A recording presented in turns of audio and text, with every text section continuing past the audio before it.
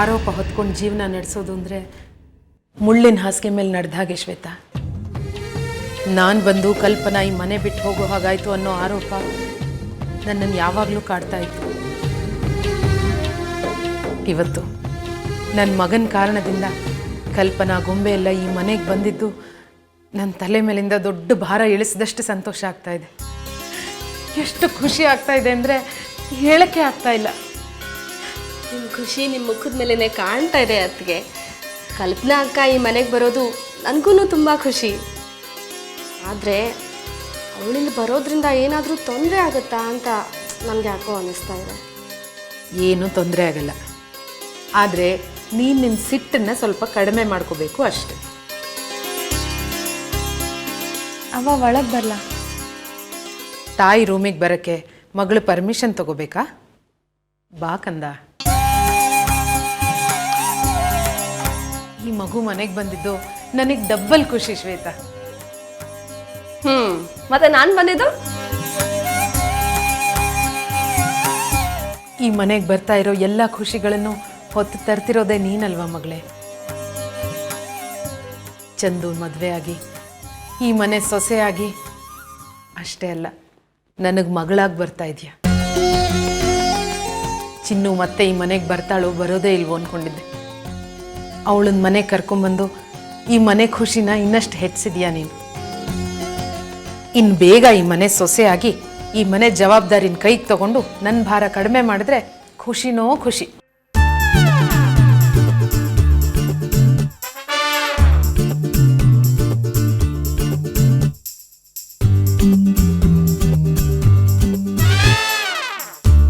ಹೇಗೆ ನಮ್ಮತ್ತೆನೂ ನಮ್ಮ ಪಾರ್ಟಿಗೆ ಸೇರಿಸ್ಕೊಂಡ್ಬಿಟ್ಟೆ. ಇನ್ನೇನೇ ಇದ್ರು ನಾನು ಚಿನ್ನು ಸೇರಿ ಈ ಮನೆ ದರ್ಬಾರ್ ನಡೆಸ್ತೀವಿ. ಹೆಲೋ, ನಿನ್ನ ಆಟ ಏನೂ ನಡೆಯೋದಿಲ್ಲ. ಹೌದು, ನಾನು ಚಿನ್ನು ಸೇರಿ ಈ ಮನೆ ಜವಾಬ್ದಾರಿ ತಗೊಂಡ್ರೆ ನಿಮ್ಗೇನು ಪ್ರಾಬ್ಲಮ್ ಇಲ್ಲ ತಾನೆ? No problem at all. ಹಾಲು ಸಕ್ಕರೆ ಥರ ಇರೋ ನೀವು ಮನೆ ಜವಾಬ್ದಾರಿ ತಗೊಳ್ತೀವಿ ಅಂದರೆ ನಮಗೇನು ಪ್ರಾಬ್ಲಮ್ಮು? ಆದರೆ ಒಂದು ಪ್ರಾಬ್ಲಮ್ ಇದೆ. ಬೆಂಕಿ ಬೆಣ್ಣೆ ಒಂದೇ ಮನೇಲಿದ್ದೀರಾ. ನಿಮಗಿನ್ನೂ ಮದುವೆ ಆಗಿಲ್ಲ ಅನ್ನೋದು ನೆನಪಿದ್ರೆ ಅಷ್ಟು ಸಾಕು.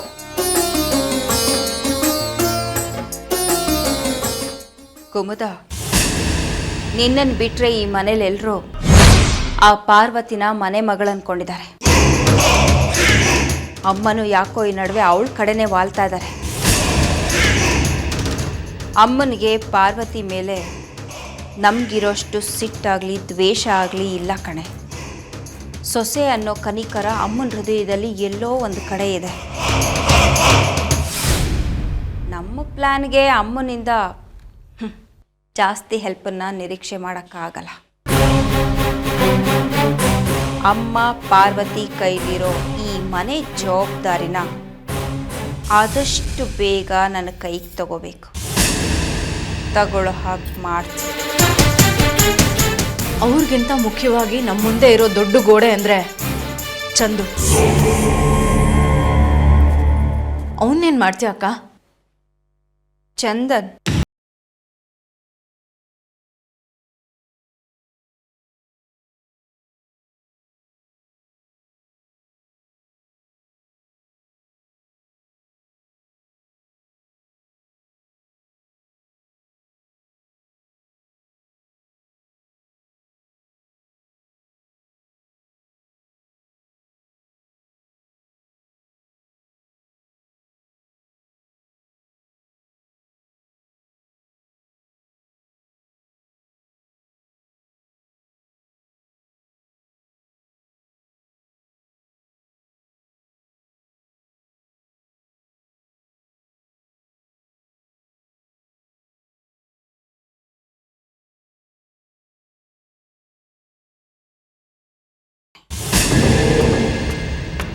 ಇದನ್ನೆಲ್ಲ ಹೇಗೆ ಮಾಡ್ತೀಯ ಅಕ್ಕ?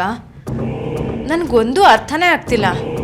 3 ತಿಂಗಳಲ್ಲಿ ನೀನೇ ಅದಕ್ಕೆ ಸಾಕ್ಷಿಯಾಗಿರ್ತೀಯ. ನೀನು ಒಬ್ಬಳು ನನ್ನ ಶಕ್ತಿಯಾಗಿರೋ ಕುಮುದ. ಈ ಮನೆಯವರೆಲ್ಲ ನಾನು ಆಡಿಸ್ದಂಗೆ ಆಡ್ತಾರೆ.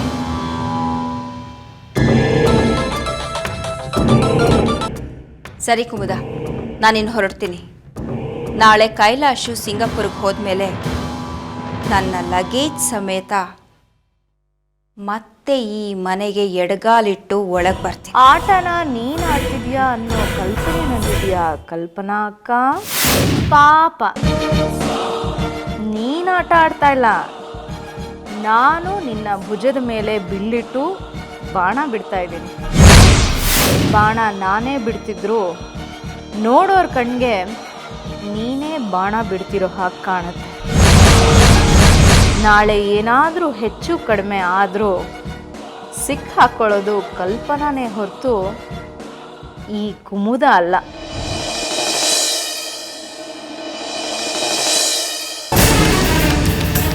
ಅಟ್ಲೀಸ್ಟ್ ನನ್ನ ಮಗಳಿಗೆ ನನ್ನ ಅವಶ್ಯಕತೆಗಳು ಏನೇನು ಅಂತ ಗೊತ್ತಿದೆ. Thank god. ನನ್ನ ಬಗ್ಗೆ ಕೇರ್ ಮಾಡೋದಕ್ಕೆ ಅಟ್ಲೀಸ್ಟ್ ಅವಳು ಒಬ್ಬಳಾದರೂ ಇದ್ದಾಳಲ್ಲ.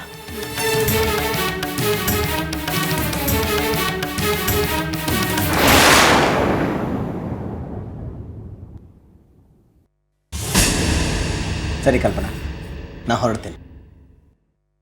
ಕಲ್ಪನಾ, ಗಂಡ ಸ್ವಲ್ಪ ದಿವಸ ಹೊರಗಡೆ ಹೊರಡ್ತಿದ್ದಾನೆ ಅಂತ ಗೊತ್ತಾದಾಗ ಹೆಂಡತಿ ಆದವಳು ನಗನಗ್ತಾ ಕಳಿಸಿದ್ರೆ ಹೋಗೋ ಕೆಲಸ ಯಶಸ್ವಿ ಆಗುತ್ತೆ.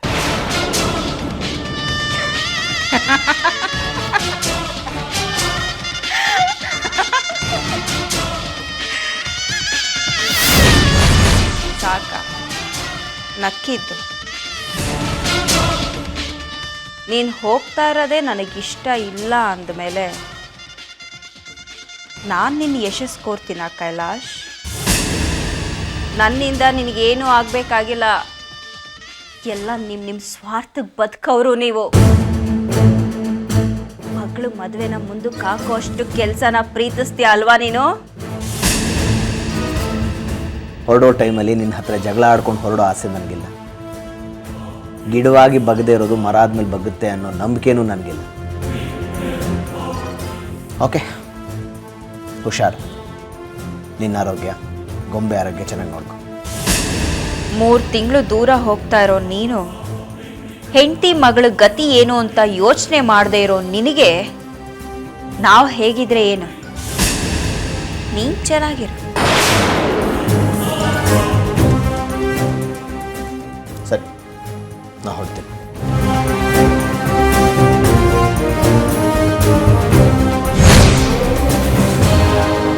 ಯಾ ಎವ್ರಿಥಿಂಗ್ ಇಸ್ ಪ್ಯಾಕ್ಡ್. ಹಾಂ, ಫೈಲ್ಸ್ ತೊಗೊಂಡಿದ್ದೀನಿ. ಓಕೆ, ಇನ್ನು ಹಾಫ್ ಆನ್ ಅವರಲ್ಲಿ ಆಫೀಸಲ್ಲಿ ಇರ್ತೇನೆ. ಯಾ, ಥ್ಯಾಂಕ್ ಯು. ಅಪ್ಪಾಜಿ, ಇನ್ನು ನಿಮಗೆ ಏನಮ್ಮ ಇದು? ಗೊಂಬೆ ಅಕ್ಕ ಹೇಳಿದ್ಲು ನೀವು ಹೋಗ್ತಾ ಇರೋ ಊರಿನಾಗೆ ನಮ್ಮೂರಿನ ಅಡುಗೆ ಏನೂ ಸಿಗೋಕ್ಕಿಲ್ಲ ಅಂತೆ. ಅದಕ್ಕೆ ಗೊಜ್ಜು, ಉಪ್ಪಿನಕಾಯಿ, 3 ಥರ ಚಟ್ನಿ ಪುಡಿ ಎಲ್ಲ ಇಟ್ಟಿದ್ದೀನಿ. ಹಾಗೆ ನಿಮಗೆ ಪುಳಿಯೋಗರೆ ಅಂತ ತುಂಬ ಇಷ್ಟ ಅಲ್ವಾ? ಪುಳಿಯೋಗರೆ ಗೊಜ್ಜು ಇಟ್ಟಿದ್ದೀನಿ. ಬಿಸಿ ಬಿಸಿ ಅನ್ನಕ್ಕೆ ಕಲಿಸ್ಕೊಂಡ್ರೆ ಸಾಕು, ಹಾಗೆ ತಿನ್ಬೋದು. ಅಷ್ಟೆಲ್ಲ ಇಟ್ಟಿದ್ಯಾ? ಅಪ್ಪಾಜಿ, ನೀವು ತಗೊಳ್ಳೋ ಎಲ್ಲ ಮಾತ್ರೆನೂ ಎತ್ತಿಟ್ಟಿದ್ದೀನಿ. ಆಮೇಲೆ ನಿಮಗೆ ತಲೆನೋವು, ಮೈಕೈ ನೋವು ಏನಾದರೂ ಆದರೆ ಅದಕ್ಕೂ ಮುಲಾಮ್ ಇಟ್ಟಿದ್ದೀನಿ. ಹಾಕೊಂಡು ಸ್ವಲ್ಪ ಉಜ್ಜಿದ್ರೆ ಎಲ್ಲ ಸರಿ ಹೋಯ್ತದೆ. ಆಮೇಲೆ ಶುಂಠಿ ಮತ್ತು ಏಲಕ್ಕಿನ ಪುಡಿ ಮಾಡಿ ಟೀ ಪುಡಿಗೆ ಬೆರೆಸಿಟ್ಟಿದ್ದೀನಿ. ನಿಮಗೆ ನೆಗಡಿ, ಶೀತ, ಕೆಮ್ಮು ಏನಾದರೂ ಆದರೆ ಸ್ವಲ್ಪ ಬಿಸಿ ಬಿಸಿ ಹಾಲಿಗೆ ಅದನ್ನು ಬೆರೆಸ್ಕೊಂಡು ಕುಡೀರಿ, ಎಲ್ಲ ಸರಿ ಹೋಯ್ತದೆ. ಕಾಳಜಿ ಮಾಡೋದು ಯಾರಾದರೂ ನಿನ್ನನ್ನು ನೋಡಿ ಕಲಿಬೇಕಮ್ಮ. ನಾನು ಊರಿಗೆ ಹೋದರೆ ನೀವು ಒಬ್ಬಳೇ ಇರ್ತೀಯಾ, ಕಲ್ಪನಾ ನಿನಗೆ ಹಿಂಸೆ ಕೊಡ್ತಾಳೆ ಅನ್ನೋ ಟೆನ್ಷನ್ ಇತ್ತು. ಆದರೆ ನೀವೆಲ್ಲರೂ ಚಂದನ್ ಮನೆಗೆ ಹೋಗ್ತೀರಾ ಅಂತ ಗೊತ್ತಾದ ಮೇಲೆ ಆ ಭಯ ದೂರ ಆಯಿತು. ಸರಿ, ಆರೋಗ್ಯ ನೋಡ್ಕೊ. ನಿನಗೊಂದು ಮಾತು ಕೇಳಲ್ಲ? ನನ್ನ ಮಗಳನ್ನ ಚೆನ್ನಾಗಿ ನೋಡ್ಕೊ ಚಿನ್ನು. ಅವಳಿಗೆ ಹಠ ಜಾಸ್ತಿ. ತಂದೆ ತಪ್ಪಿದ್ರು ತಂದೆ ಆಗಬೇಕು ಅಂತ ಹಠ ಮಾಡ್ತಾಳೆ. ಅವಳು ಹಠ ಮಾಡಿದಾಗ ದಯವಿಟ್ಟು ನೀನು ಅವಳ ಜೊತೆ ಇರು. ಅವಳು ಸರಿ ತಪ್ಪನ್ನ ಹೇಳ್ಕೊಡು.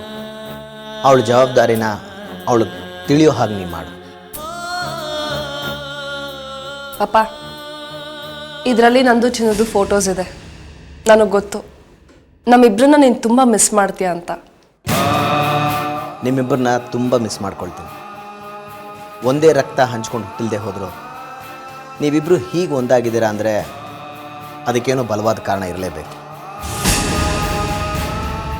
ಗೊಂಬೆ, ಚಿನ್ನುಗೆ ಯಾವುದೇ ಕಾರಣಕ್ಕೂ ಅನ್ಯಾಯ ಆಗೋದಕ್ಕೆ ಬಿಡಬೇಡ. ಅವಳಿಗೆ ನಿನ್ನ ಬಿಟ್ಟರೆ ಬೇರೆ ಯಾರೂ ಇಲ್ಲ. ಎಂಥದೇ ಸಂದರ್ಭ ಬರಲಿ, ಯಾವುದೇ ಕಾರಣ ಆಗಲಿ, ನೀವಿಬ್ಬರು ಜಗಳ ಆಡಬಾರ್ದು. ನನಗೆ ಒಂದು ಸಮಾಧಾನ ಏನು ಗೊತ್ತಾ, ಚಿನ್ನುನ ನೀನು ಕಾಳಜಿಯಿಂದ ನೋಡ್ಕೊಳ್ತೀಯ, ನಿನ್ನನ್ನು ಚಿನ್ನು ಕಾಳಜಿಯಿಂದ ನೋಡ್ಕೊಳ್ತಾರೆ. ನೀವಿಬ್ಬರು ನನಗೆ 2 ಕಣ್ಗಳಿದ್ದ ಹಾಗೆ. ರಾಮು, ಏ ರಾಮು, ಬಂದೆ ಅಜ್ಜಿ. ಬಾಯ್ಲಿ. ಹೇಳಿ ಅಜ್ಜಿ. ಎಲ್ಲಿದ್ದೆ? ಇನ್ನೆಲ್ಲಿರ್ತೀನಿ? ಅಡುಗೆ ಮನೇಲಿದ್ದೆ. ಏನ್ ಮಾಡ್ತಿದ್ದೆ? ಅಡುಗೆ ಮಾಡ್ತಾ ಇದ್ದೆ. ಸರಿ ನೋಡು, ಆ ಗೆಸ್ಟ್ ರೂಮ್ನ ಪೂರ್ತಿ ಕ್ಲೀನ್ ಮಾಡು. ಕಸ ಕಡ್ಡಿ ಬೇಡದಿರೋ ವಸ್ತುನೆಲ್ಲ ತೆಗೆದು ಆಚೆ ಹಾಕು. ಕಲ್ಪನಾ ಬರ್ತಿದ್ದಾಳೆ. ಅವಳ ಹತ್ರ ನಮ್ಮ ಹತ್ರ ಮಾತಾಡ್ತೀಯಲ್ಲ ತರ್ತರ್ಲೆ ಥರ, ಹಾಗೆಲ್ಲ ಮಾತಾಡಬೇಡ. ತುಂಬ ಸ್ಟ್ರಿಕ್ಟು, ಗೊತ್ತಾಯ್ತಾ? ಗೊತ್ತಾಯ್ತು. ಹಾಂ. ಸುಲೋಚನಾ, ರಾಮನಿಗೆ ಬುದ್ಧಿ ಹೇಳೋಕೆ ಹೊರಟಿದೆಯಲ್ಲ ನೀನು. ಅವನು ನಮ್ಮ ಮನೇಲಿದ್ದು ಎಷ್ಟು ವರ್ಷ ಆಯಿತು. ಚಂದನ್ ಜೊತೆಗೆ ಬೆಳೆದು ದೊಡ್ಡವನಾಗಿದ್ದಾನೆ. ನಮ್ಮ ಮನೆ ರೀತಿ ನೀತಿ ಸಂಸ್ಕಾರ ಎಲ್ಲ ಗೊತ್ತಿದೆ ಅವನಿಗೆ. ಯಾರ ಜೊತೆ ಹೇಗಿರಬೇಕು ಅಂತಲೂ ಗೊತ್ತಿದೆ. ಅವನಿಗೆ ಬುದ್ಧಿ ಹೇಳೋ ಅವಶ್ಯಕತೆ ಇಲ್ಲ. ನೋಡ್ರಿ, ಕಲ್ಪನಾ ನಮ್ಮನೆ ಬಿಟ್ಟೋಗಿ 25 ವರ್ಷ ಆಯಿತು. ಈಗ ಬರ್ತಾ ಇದ್ದಾಳೆ. ಅವಳ ಸ್ವಭಾವ ಇವನಿಗೆ ಗೊತ್ತಿಲ್ಲ. ಸಖತ್ ಮುಂಗೊಪ್ಪ ಅವಳಿಗೆ. ಅದಕ್ಕೆ ಇವನಿಗೆ ಹೇಳ್ತಾ ಇದ್ದೀನಿ. ಅಮ್ಮ ಸರಿಯಾಗೇ ಹೇಳ್ತಿದ್ದಾರೆ. ಎಷ್ಟೋ ವರ್ಷ ಆದಮೇಲೆ ಅಕ್ಕ ಈ ಮನೆಗೆ ಬರ್ತಿದ್ದಾಳೆ. ರಾಮು ಅಷ್ಟೇ ಅಲ್ಲ, ಈ ಮನೆಯಲ್ಲಿರೋ ಎಲ್ಲರೂ ಅಕ್ಕನ ತುಂಬ ಚೆನ್ನಾಗಿ ನೋಡ್ಕೋಬೇಕು, ಅವಳನ್ನ ಸಂತೋಷವಾಗಿಡಬೇಕು. ಅವಳು ಬೇರೆಯವ್ರ ಮನೆಯಲ್ಲಿ ಇದ್ದೀನಿ ಅಂತ ಅವಳಿಗೆ ಅನ್ನಿಸ್ಬಾರ್ದು. ಆಮೇಲೆ ಯಾರ್ಯಾರು ಎಲ್ಲೆಲ್ಲಿರಬೇಕೋ ಅಲ್ಲಲ್ಲೇ ಇರಬೇಕು. ನನಗೊಂದು ಅರ್ಥ ಆಗ್ತಾ ಇಲ್ಲ. ನಾವು ಕಲ್ಪನಾ ಮನೆಗೆ ಹೋಗ್ತಾ ಇದ್ದೀವೋ, ಕಲ್ಪನಾ ನಮ್ಮ ಮನೆಗೆ ಬರ್ತಾ ಇದ್ದಾಳೋ? ಛೇ, ಯಾಕೋ ನಿಮ್ಮದು ಅತಿ ಆಯಿತು. ನೋಡು, ನಮ್ಮ ಮನೆಗೆ ಬರ್ತಾ ಇರೋದು ನಮ್ಮ ಮಗಳು ಕಲ್ಪನಾ, ಕಾಡಿನಲ್ಲಿರೋ ಹುಲಿ ಅಲ್ಲ. ಏ ರಾಮು, ಹೋಗೋ ಕೆಲಸ ನೋಡೋಗಿ ನಿಂದು. ನೀವಿಬ್ಬರು ಹೀಗೆ ಯಾವಾಗಲೂ 2 ದೇಹ 1 ಜೀವ ಇದ್ದ ಹಾಗಿರಬೇಕು. ನಾನು ಹೇಳೋದನ್ನ ನೆನ್ಪಿಟ್ಕೊಳ್ಳಿ. ಯಾವುದೇ ಕಾರಣಕ್ಕೂ ಒಬ್ರನ್ನೊಬ್ಬರನ್ನ ಬಿಟ್ಕೊಡ್ಬೇಡಿ. ಪಪ್ಪ, ನೀನೇನು ಯೋಚನೆ ಮಾಡಬೇಡ. ಚಿನ್ನುನ ನಾನು ಚೆನ್ನಾಗಿ ನೋಡ್ಕೋತೀನಿ. ಚಿನ್ನು, ನೀನು ನಾನು ಚೆನ್ನಾಗಿ ನೋಡ್ಕೋತೀಯ ತಾನೆ? ನೋಡಿದ್ಯಾ?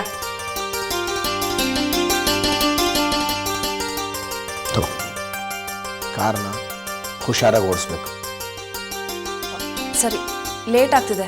ನಾವು ಏರ್ಪೋರ್ಟಿಗೆ ಬರ್ತೀವಿ, ಬನ್ನಿ. ಬೇಡ ಮಗಳೇ, ನಾನು ಇನ್ನೂ ಆಫೀಸ್ಗೆ ಹೋಗ್ಬೇಕು. ಆಫೀಸಿಂದ ಗಾಡಿ ಬರುತ್ತೆ.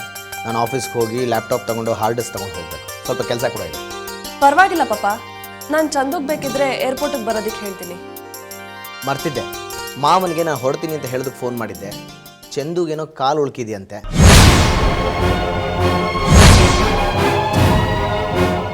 ಗಾಬರಿ ಆಗುವಂಥದ್ದೇನೂ ಇಲ್ಲ. 2 ದಿವಸ ರೆಸ್ಟ್ ತೊಗೊಂಡ್ರೆ ಸರಿ ಹೋಗುತ್ತೆ ಅಂತ ತಾತ ಹೇಳಿದ್ದಾರೆ. ಓಕೆ, ನೀವೆಲ್ಲ ಅಲ್ಲಿಗೆ ಹೊರಡಿ, ನಾ ಹೊರಡ್ತೇನೆ. ಬಾಯ್.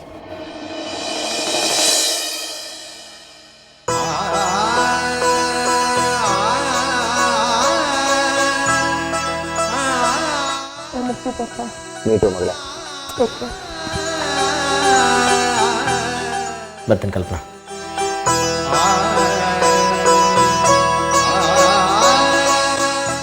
ಏನೋ ಒಂದು ಮಾಡ್ಕೋತಾನೆ ಇರ್ತೀವಿ ಮೊನ್ನೆ. ಹೆಂಗಾಯ್ತು ಅಂತಾನೆ ಗೊತ್ತಿಲ್ಲ ಅಂದರೆ ಏನರ್ಥ? ಇದೇನು ಮೊದಲನೇ ಸಲ ಅಲ್ಲ ನೀವು ಮಾಡ್ಕೋತಾ ಇರೋದು. ನಿಂಗೆ ಏನಾರು ಆದರೆ ನನಗೆ ಎಷ್ಟು ಸಂಕಟ ಆಗುತ್ತೆ ಅಂತ ಅರ್ಥ ಆಗುತ್ತಾ ನಿನಗೆ? ನಿನಗೆ ಕಾಲು ಉಳುಕಿದ್ರೆ ನಂಗೆ ಕಾಲೇ ಮುರಿದೋದಷ್ಟು ಸಂಕಟ ಆಗುತ್ತೆ. ಕೈ ಕಾಲು ಮೈ ಎಲ್ಲ ನೋವ್ತಾ ಇದೆ ಅಮ್ಮ. ತಲೆ ಭಾರ ಅನ್ನಿಸ್ತಾ ಇದೆ. ಹೆಂಗೆ ಕಾಲು ಉಳುಕ್ತೋ ನನಗೆ ಗೊತ್ತಿಲ್ಲ. ತಲೆ ಮೈಯೆಲ್ಲ ಭಾರನ? ಚಂದು, ಮೈ ಬೆಚ್ಚಗಾಗಿದೆಯಲ್ಲೋ? ಈಗಿನ್ನೂ ಚೆನ್ನಾಗಿದ್ದೆ. ಕಾಲೆಲ್ಲಿ ಉಳ್ಕಿದೆ ತೋರಿಸು. ಅಮ್ಮ ಬೇಡಮ್ಮ, ನಾನು ಹಚ್ಕೋತೀನಿ. ಇರ್ಲಿ ಹೇಳೋ. ಅಮ್ಮ ಬೇಡ ಅಂತಿಲ್ವಾ? ತಲೆ ನೋವ್ತಿದೆ, ತಲೆ ಅಂತ ಆಯಿಂಟ್ಮೆಂಟ್ ಹಚ್ಕೋತೀನಿ. ಇಲ್ಲ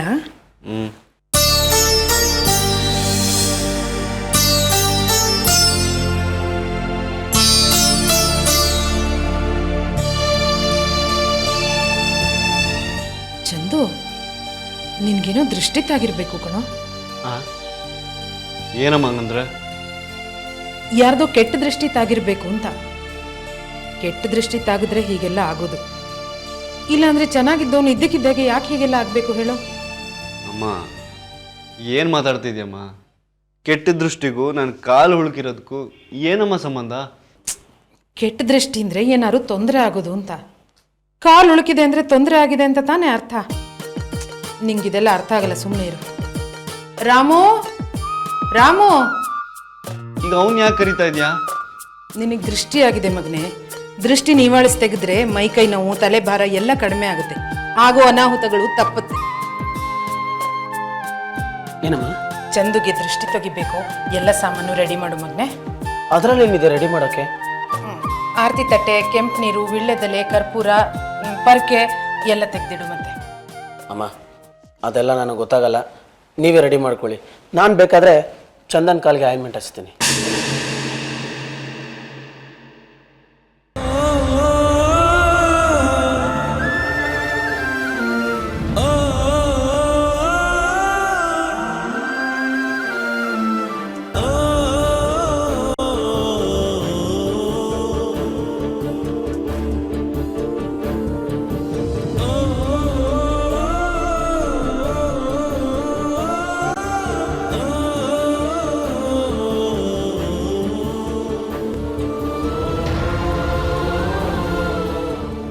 ರಾಮು, ಶ್ರುತಿ ಮನೆಗೆ ಬಂದ್ಲಾ?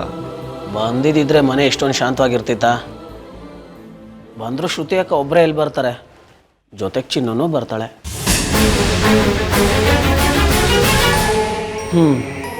ಅವರಿಬ್ಬರು ಬಂದಮೇಲೆ ಇನ್ನೂ ಏನೇನಾಗುತ್ತೋ. ತೆಗೆದು ಬಾರಿಸ್ಬಿಡ್ಲ ಮುಖಕ್ಕೆ? ಎಷ್ಟು ಸಲ ಹೇಳೋದು ನಿನಗೆ ಒಬ್ಬೊಬ್ಬನೇ ಮಾತಾಡ್ಕೋಬೇಡ ಅಂತ? ನೀನು ಏನೋ ಮಾಡ್ತೀಯ ಕಣ, ನಿನ್ನಿಂದ ಏನೋ ಆಗುತ್ತೆ ಗ್ಯಾರಂಟಿ. ನೀನಿದೆಯಾ ಅಂತಾನೆ ಹೇಳಿದೆ. ಬಾಯಿ ಮುಚ್ಕೊಂಡಿದ್ರೆ ಸರಿ. ಈಗಿರೋ ಟೆನ್ಷನ್ ಕಮ್ಮಿ ಮಾಡು ಅಂದ್ರೆ ಇವನೇ ಟೆನ್ಷನ್ ಕೊಡ್ತೀಯಾನೆ.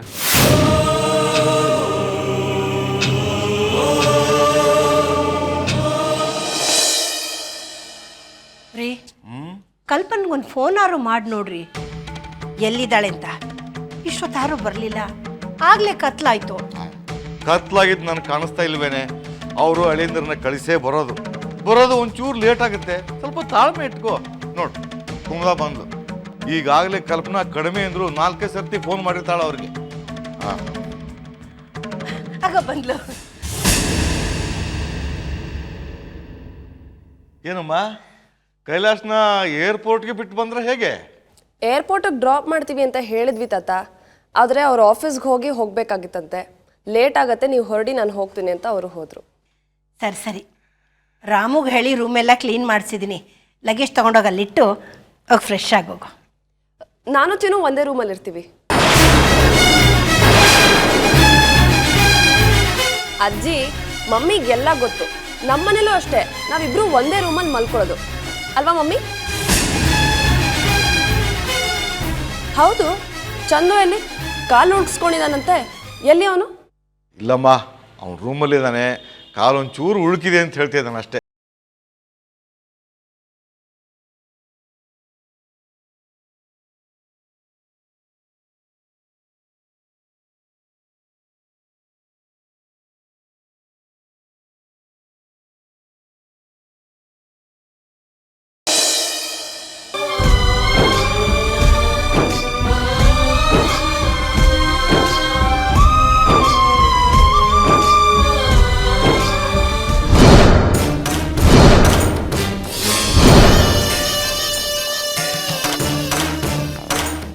ಚಂದು, ದೃಷ್ಟಿಯಾಗಿದೆಯಾ?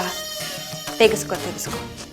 ನಾಯಿ ಕಣ್ಣು, ನರಿ ಕಣ್ಣು, ಮುಂಡೆ ಕಣ್ಣು, ಎಲ್ಲರ ಕಣ್ಣು ಹಾಳಾಗೋಗ್ಲಿ.